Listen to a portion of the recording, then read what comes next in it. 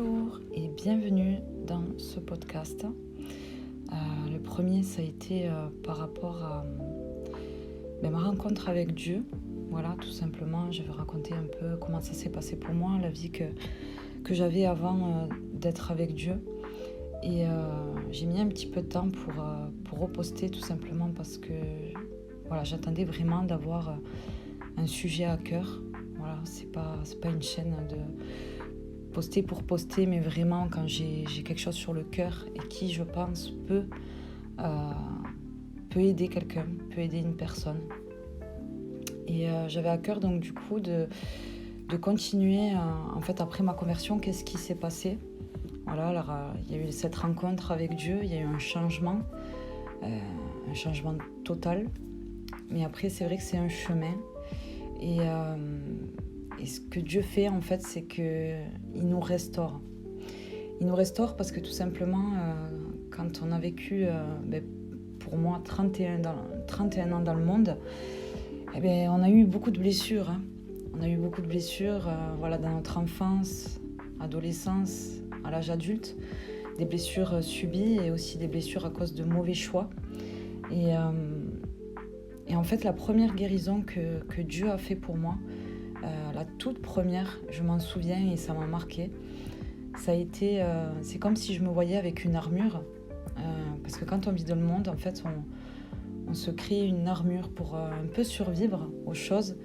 Pour ma part, c'était beaucoup cette image de la femme forte, la femme très indépendante, qui n'a besoin de personne, qui demande de l'aide à personne et qui doit se débrouiller toute seule. Voilà, j'avais vraiment dans ma tête et dans mon cœur, il faut se débrouiller toute seule, il faut se battre toute seule. Ce qui me valait un peu un caractère d'apparence froide, mais qui était une protection et un peu invincible, que personne ne peut toucher. Et aussi quelqu'un qui ne demande pas d'aide, surtout pas. J'aimais bien aider les autres, mais par contre, je ne savais pas demander de l'aide et être vulnérable. Et la première guérison que Dieu a faite pour moi, ça a été, je me voyais avec une armure, vous savez, un peu comme les guerriers romains, tout en fer, une grosse armure bien lourde. Et c'est comme si Dieu me disait, voilà, maintenant que tu es avec moi, tu vas poser cette armure. Et à partir de maintenant, c'est moi qui te protège. C'est moi qui vais te protéger, car je suis ton Père. Et ça m'a beaucoup touchée aussi de découvrir Dieu vraiment comme un père.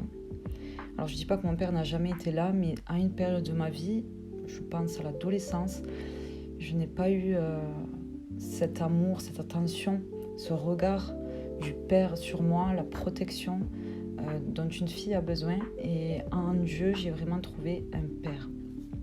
J'ai mis un petit peu de temps à l'appeler père, justement parce que cette image du père devait être restaurée, parce que souvent on associe l'image de notre père terrestre à Dieu. Et selon comment était notre père, on peut penser que Dieu est comme ça. Et c'est une image qui est un petit peu erronée. Mais j'ai découvert vraiment Dieu comme un père, comme un protecteur, comme quelqu'un qui prend soin de moi. Et d'ailleurs, à ce sujet, il y a un verset dans Isaïe 41, verset 10, qui dit, Dieu dit, « Ne crains rien, car je suis avec toi. Ne promène pas des regards inquiets, car je suis ton Dieu. Je te fortifie et je viens à ton secours. Je te soutiens de ma main droite triomphante. » Et c'est vraiment ça que j'ai trouvé en Dieu, c'est une protection, c'est un père qui prend soin de moi. Et ensuite, ce que Dieu a restauré aussi, c'est mon identité. Parce que dans le monde, à cause de choses qu'on a pu vivre, dans le cadre familial, à l'école, l'entourage, on se crée une identité. Et c'est vrai qu'on dit qu'on se cherche, en fait. Moi, j'avais une question qui me terrifiait vraiment dans le monde, c'était qu'on me demande qui je suis. J'étais incapable de répondre à cette question, parce que je savais très bien que l'identité, c'est quelque chose de plus profond que juste son prénom, son nom de famille, la carrière qu'on a, ou son statut marital, tout ça. Je savais que c'était plus profond que ça, mais je ne savais pas vraiment qui j'étais. Donc du coup, je m'étais formé une identité dans le monde, une identité, mais pour ma part, c'était ce côté fêtard, teuf, tout ça. Je m'étais mis dans ce monde-là, mais je savais au fond de moi que c'était pas ça, mon identité. Donc Dieu a restauré mon identité. Et en fait, j'ai compris que notre identité, elle est en lui. Que c'est lui qui nous donne notre identité. Et tout simplement, j'ai découvert que j'étais devenue, par la foi, un enfant de Dieu. Que je faisais partie de la famille de Dieu à partir du moment où je recevais par la foi ce salut que Dieu me donnait. Et il y a un verset dans Jean 1,12 qui dit « Mais à tous ceux qui l'ont reçu, donc la bonne nouvelle, l'évangile, à ceux qui croient en son nom, au nom de Jésus, elle a donné le pouvoir de devenir enfant de Dieu. » Donc j'ai vraiment découvert mon identité en Dieu. Et petit à petit, il a fait tomber toutes les croyances que j'avais sur moi-même, sur qui j'étais, et toutes ces choses qui ont été abîmées dans mon âme, surtout à partir de l'enfance. Parce que quand j'étais petite, j'ai vécu quelque chose de malheureusement qui arrive beaucoup. Ce sont des abus, et j'avais 9-10 ans. Et c'était comme quelque chose que j'avais mis de côté, un peu pour survivre. J'ai vécu ma vie de femme, de mère, etc. Et j'ai vraiment mis ça de côté. Mais quand j'ai fait cette rencontre avec Dieu, il m'a rappelé ça. Pas pour me faire du mal, mais tout simplement parce que en fait, je l'avais vraiment enfoui. Et je m'étais dit, ça, c'est pas grave. C'est pas grave, c'est pas grave. Mais bien sûr que ça abîme une âme. Surtout une âme d'enfant, parce que c'est comme si on vous volait votre innocence, votre pureté. Et c'est quelque chose que Dieu m'avait rappelé. Et dans ce temps de prière que j'avais eu, parce que toutes ces guérisons, c'était vraiment dans des temps de prière, dans des temps où je me confiais à Dieu, où simplement je chantais. Et Dieu me montrait des choses, en fait. Des choses comme des choses cachées sous le tapis. Voilà. Mais Dieu, il travaille vraiment en profondeur. Et je me suis souvenue de ces choses-là. Ça a été très difficile parce que j'avais pas oublié ces images et tout ça. Mais le Seigneur m'a amené vraiment à me guérir. Alors, je ne peux pas vraiment l'expliquer. C'est vraiment... je sentais vraiment qu'il me guérissait de ça. Et surtout, j'ai pu pardonner à la personne qui m'a fait ça. Alors, ça peut paraître fou et inhumain, mais Dieu m'a conduit dans ce pardon, tout simplement parce que le pardon, c'est vraiment la clé pour notre guérison. Il y a le pardon et il y a aussi reconnaître. Parce que quand on ne reconnaît pas que quelque chose nous a blessés, quelque chose nous a fait mal, nous a détruit, Dieu ne peut pas agir en fait. On a besoin vraiment de reconnaître que oui, cette chose m'a fait mal, cette chose m'a blessé et je te la dépose. Voilà. Donc j'ai déposé tous ces fardeaux à Dieu pour qu'il puisse me réparer, pour que je puisse pardonner et être réparée. Il y a un verset dans Jérémie 30, 17 qui dit « Mais je te rétablis, je te guéris de tes blessures, dit l'Éternel. C'est parce qu'on t'appelait la rejetée que personne ne se souciait de toi. » Dans le monde, il y a des personnes qui nous ont rejetés. Il y a des personnes qui nous ont méprisés, humiliés. Et Dieu, c'est tout le contraire en fait. Avec tous nos défauts, avec tout ce qu'on peut avoir aussi comme fardeau, il nous récupère, on est comme des vases brisés. On est vraiment comme des vases brisés par le monde, souillés par le monde, humiliés. Mais Dieu est celui qui nous accepte comme on est et qui nous restaure. Il nous restaure dans son amour, avec beaucoup de douceur. Je ne dis pas que c'est facile les guérisons parce que ça amène d'être vraiment vulnérable et sincère avec Dieu. Ça demande vraiment de déposer toutes ces choses à ses pieds. Il dit dans Matthieu 11, verset 28, « Venez à moi, vous qui êtes fatigués et chargés, et je vous donnerai du repos. » Le Seigneur m'a donné ce repos, il m'a donné ces guérisons qui m'ont permis de me reconstruire et d'être, j'ai envie de dire, comme à l'état initial, d'être une personne qui est restaurée par l'amour de Dieu. Et Et la restauration, c'est important parce que quelqu'un qui n'est pas restauré, en vérité, il n'est pas lui-même. Il va réagir par rapport à des blessures, par rapport à tout ce qu'il a vécu. Voilà, que ce soit le rejet, l'abandon, l'humiliation, l'injustice. Toutes ces blessures, elles sont profondes et fait qu'on peut avoir une personnalité qui est fondée sur ces blessures-là. Et plus Dieu nous restaure et plus on arrive à s'aimer, à aimer Dieu et aussi à aimer son prochain. C'est vraiment un chemin. Je vous parle aujourd'hui de ce que je peux parler parce que je l'ai traversé. C'est des choses que j'ai vécues avec Dieu. C'est vraiment pour toutes ces personnes qui ont accepté, en fait. Voilà, parce qu'on arrive à un moment de notre vie où on est vraiment fatigué de se battre seul, de porter cette armure qui est lourde, celle que j'avais quand j'ai rencontré Dieu, une armure pour essayer de survivre. Elle est presque indispensable parce que quand on n'a pas Dieu, on ne sait pas comment survivre, se protéger, donc on le fait par nous-mêmes. Mais quand on a cette rencontre, quand on confie notre vie à Dieu, eh bien on s'abandonne à lui. Et on est comme des vases, comme j'ai dit, on est comme des vases brisés et il nous restaure.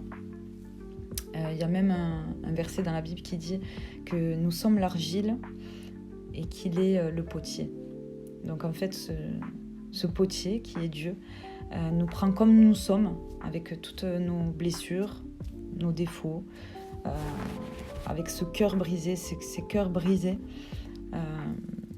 D'ailleurs, dans le psaume 34, verset 18, il dit « L'Éternel est près de ceux qui ont le cœur brisé et il sauve ceux qui ont l'esprit abattu. » C'est vrai que j'avoue que souvent, c'est quand on arrive un peu au bout de nous-mêmes qu'on s'abandonne à Dieu. En fait, on est fatigué. On est fatigué de se battre, on est fatigué de souffrir. Malheureusement, il y a des personnes qui arrivent tellement à bout, qui en finissent. Mais c'est pas la volonté de Dieu, en fait. Parce qu'il y a un espoir, il y a quelque chose de nouveau pour nous. C'est pas fini. Il y a autre chose, en fait. À côté de ce que tu vis, il y a autre chose. Il y a une autre dimension. Une dimension spirituelle avec Dieu, une dimension d'amour, de paix et de joie. Et j'aime beaucoup la Bible parce que Dieu nous donne des promesses, Dieu nous donne des encouragements pour notre vie. Et il dit « Ne pensez plus aux événements passés et ne considérez plus ce qui est ancien.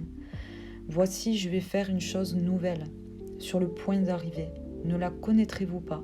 Je mettrai un chemin dans le désert et des fleuves dans la solitude. » Ésaïe 43, verset 18.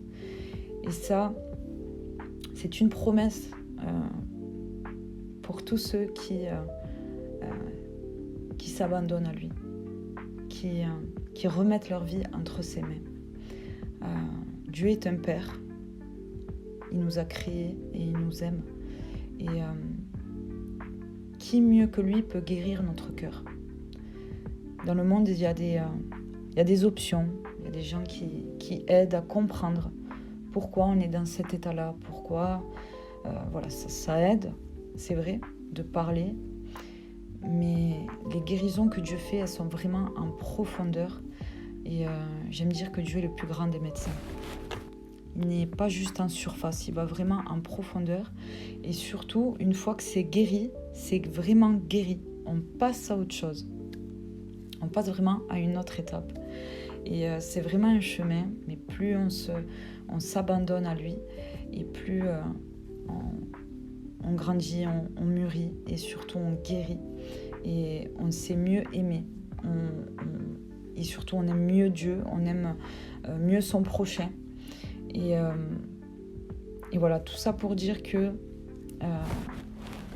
ce qui nous est arrivé dans le passé ne définit pas notre futur. C'est Dieu qui définit notre futur. Peu importe ce qu'on a été avant, peu importe ce qu'on a pu vivre, ce qu'on a pu faire, Dieu nous rachète vraiment complètement. Il peut nous donner une nouvelle vie. Moi, il m'a donné une nouvelle identité, un nouveau cœur, un nouvel avenir, une nouvelle espérance. une nouvelle estime de moi-même, parce que lorsqu'on a eu des abus, ça brise quelque chose en nous, vraiment dans l'estime de soi, ça brise vraiment quelque chose en nous. On se sent souillé, on ne se sent pas digne d'être aimé et on ne respecte plus son corps. Dieu m'a vraiment fait comprendre que mon corps était précieux, était pour lui, était pur et que ce n'est pas parce qu'il a été souillé que c'est fini pour moi. Il m'a vraiment restaurée dans mon identité de femme. Il m'a fait vraiment comprendre que je suis précieuse à ses yeux, que mon corps n'est pas un jouet, que mon corps n'est pas pour les autres, pour n'importe qui, mais que vraiment il est pur, il est saint et qu'il est pour lui. Et que mon corps, je pourrais le donner seulement à une personne qui voudra s'engager avec moi. Parce que j'avais une image de la sexualité vraiment biaisée. Vraiment, voilà, que la sexualité, c'est mauvais, c'est mal, ou c'est toutes ces choses. Mais en fait, non, c'est la sexualité dépravée, c'est la sexualité qui ne vient pas de lui. Parce qu'à la base, la sexualité, ça a été créé par Dieu. Et c'est bon, c'est pur, c'est sain. Dans le cadre du mariage, dans le cadre que Dieu a mis pour nous. Et ce n'est pas pour nous brimer, mais pour nous protéger. Parce que la sexualité en dehors de la sainteté, c'est une sexualité qui nous détruit. Parce qu'il y a une puissance dans la sexualité. Il y a un échange. Il y a... Voilà, dans la Bible, Dieu dit que deux corps qui s'unissent, ça fait une seule chair, une seule personne. Et on ne peut pas s'unir comme ça à plein de personnes. Parce que ça détruit notre âme. Ça nous prend des parts de nous. Et quand on rencontre Dieu, en fait, Dieu, toutes ces choses qui nous ont été volées, il les restaure petit à petit. Et il nous fait comprendre que notre corps est comme un temple, est précieux.